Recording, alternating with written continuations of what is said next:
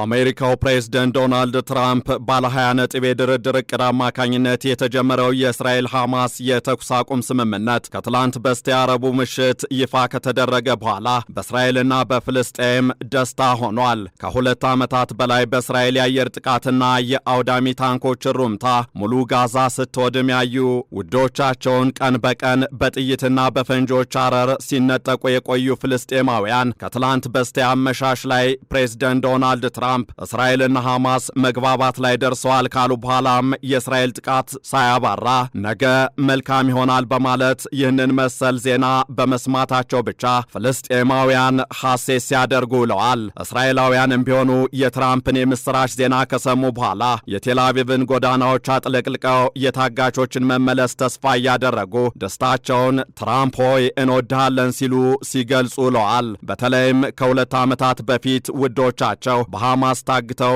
የተወሰዱባቸው ቤተሰቦች ጥምረት አባላትና የጥምረቱ ደጋፊዎች በቴል አቪቭ በሚገኘውና ለችግሩ ሰለባዎች መታሰቢያነት በተሰየመው የታጋቾች አደባባይ ወይም ሆስቴጅስ ስኩዌር ላይ በመሰብሰብ ወላጆችና ቤተሰቦች የታጋች ውዶቻቸውን ስም እየጠሩ ወደ ቤት ልትመለሱ ነው፣ ልንገናኝ ነው እያሉ ድባቡን ቀይረው ውለዋል። ሆኖም ይህ በእስራኤልና በሐማስ መካከል የተደረገው ስምምነት ለኔታንያሁ አስተዳደር ካቢኔ አባላት ቀርቦ ይሁንታን ያገኘው ግን ከሰዓታት በፊት ሌሊት ነው። እናም ይህ በግብጽ በሁለቱ ተደራዳሪ አካላት የተደረገው ስምምነት ተግባራዊ ይሆን ዘንድ የግድ ያስፈልግ የነበረው አስቀድሞም በአንዳንድ የእስራኤል መንግስት ባለስልጣናት ተቃውሞ የገጠመው ይኸው ስምምነት ይሁንታን ማግኘቱ ትልቅና ወሳኝ ሂደት ነው። እናም በበርካቶች ዓለም ሀገራት መሪዎች አድናቆት የተቸረው ይኸው ስምምነትን የተመለከቱ በተፈጻሚነቱ ላይና በዘላቂነቱ ላይ ጥያቄን የሚያስነሱ ጉዳዮች ብቅ እያሉ ይገኛሉ።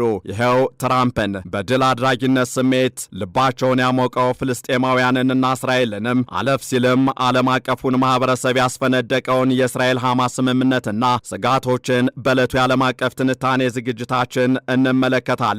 ከዓለም አቀፍ የትንታኔ ዘገባ ዝግጅቱ ጋር ታሪኩ ጋሹ ነኝ። ጋዛን ከሁለት ዓመታት በላይ የደቆሰው የእስራኤል ፈርጣማ ክንድ ለያዥ ለገናዥ ያስቸገረ ሆኖ ፍልስጤማውያንን እያነደደ ውዋን የጋዛ ከተማንም እንዳልሆነ እያደረገ ወደ ፍርስራሽነት ቀይሯል። በጋዛ ሰርጥ የሚገኙ ሕንፃዎችን፣ የጤና ተቋማትንና ሌሎች መሠረተ ልማቶችን ከሐማስ ወታደሮች ጋር በተደረገው ትንቅንቅና አሰሳ ክፍለ ዘመናትን ወደ ኋላ እንዲመለሱ አድርጓል። ከሁለት ዓመታት በፊት ኦክቶበር 7 2023 በሐማስ ለተፈጸመብኝ ጥቃት ብርቱ ክንዴን ለማሳየት ቀጣይ ህልውናዬንም ለማረጋገጥ ሐማስን ሙሉ በሙሉ ካላጠፋሁ አልመለስም በማለቷ የተኩስ አቁም እንዲደረግ የቀረቡ ጥረቶችን ጆሮ ሳትሰጣቸው እስራኤል ቆይታለች። ሆኖም በቅርቡ ፕሬዝዳንት ዶናልድ ትራምፕ ያቀረቡትን ባለ 20 ነጥብ የተኩስ አቁም ዕቅድ በእስራኤልም በሐማስም በኩል ይሁንታን በማግኘቱ ካለፈው ሰኞ ጀምሮ በግብጽ በተካሄደው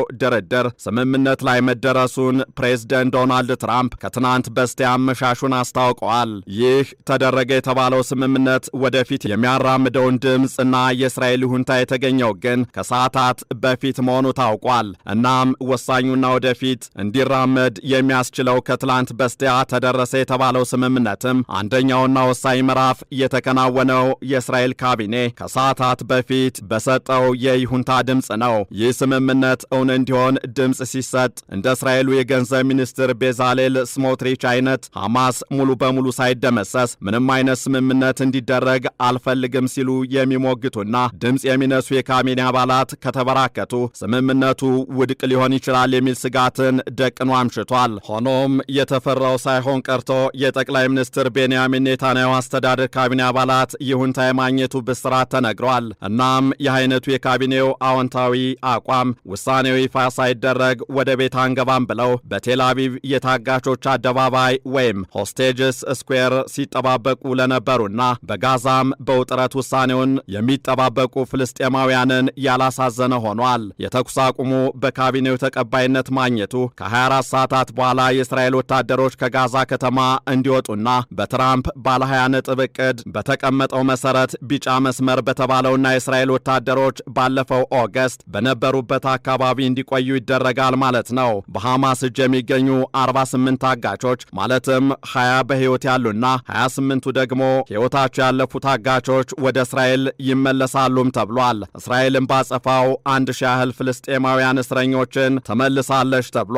ችግሩ የሚመዘዘው ግን ሐማስ ይህ ሁሉ እንዲሆንና እንዲስማማ ከአሜሪካው ፕሬዝደንት ዶናልድ ትራምፕ ይህ የእስረኞችና የታጋቾች ልውውጥም የሚደረገው ስምምነቱ ጊዜያዊ የተኩስ አቁም ሳይሆን ሙሉ በሙሉ የጋዛ ጦርነት ለፍጻሜው የሚያበቃበት በመሆኑ ነው ያለ መሆኑና በእስራኤል በኩል ደግሞ ተመሳሳይ የሆነ አቋም አለመንጸባረቁ ነው። እዚህ ላይ ሐማስ በእስራኤል በኩል በይፋ ያልተነገረና ይሁንታንም ያላገኘ የሚመስል ሐሳብን ይዞ ብቅ ብሏል። በእጅ የሚገኙ 20 በሕይወት ያሉና 28 ደግሞ በጦርነቱ ሕይወታቸው ያለፉ ታጋቾችን ደግሞም በጉያ ያሉ አንጡራ መደራደሪያዎችን አሳልፌ የምሰጠው ከትራምፕ ይህ የመጀመሪያ ምዕራፍ ተኩስ አቁም ሳይሆን ጦርነቱ ሙሉ በሙሉ በጋዛ የሚቋጭበት ምዕራፍ በመሆኑ ነው የሚል አንድምታ ያለው ሐሳብ ሰንዝሯል። ፕሬዝደንት ዶናልድ ትራምፕም ቢሆኑ ትላንት ለካቢኔያቸው ባደረጉት ንግግር በጋዛ ያለውን ጦርነት እንዲያበቃለት አድርገናል ብለዋል። ከእስራኤል በኩል ግን ይህንኑ የሚያረጋግጥ ሳይሆን የመጀመሪያ ምዕራፍ ተኩስ አቁም እንጂ